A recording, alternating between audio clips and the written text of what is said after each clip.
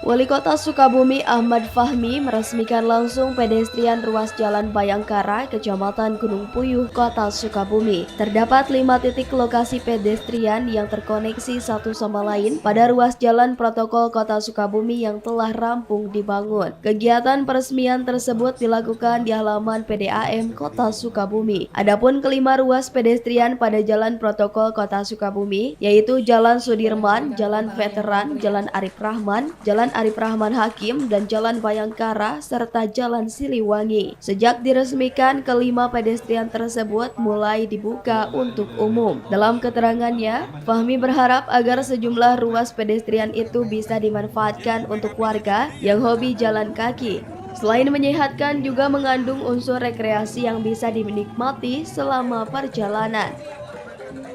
Ya, alhamdulillah 5 ruas pedestrian hari ini diresmikan dikarenakan memang pelaksanaan pembangunan sudah selesai. Kami tentunya berharap ini meningkatkan indeks kebahagiaan warga masyarakat dan juga mudah-mudahan warga Kota Sukabumi semakin hobi berjalan kaki, mulai membiasakan diri jalan kaki, dan kita juga jaga bersama-sama karena yang mudah itu membangun, yang sulit adalah merawat dan menjaganya. Pak, tadi ada juga pemberian dari tunanetra Pak, itu sebagai bentuk. Ya, alhamdulillah ya, karena pedestrian yang kita bangun hari ini adalah pedestrian yang ramah disabilitas dan juga ramah lansia. Ya, itu bentuknya seperti ini.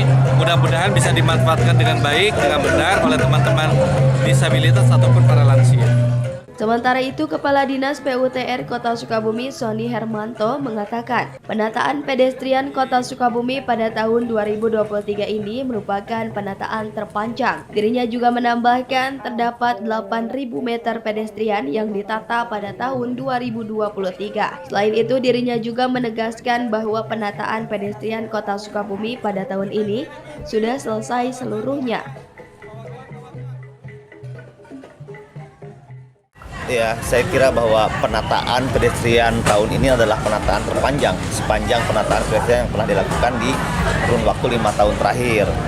Tercatat dari 16.000 meter, tahun ini dilaksanakan 8.000 meter untuk penataan pedestriannya.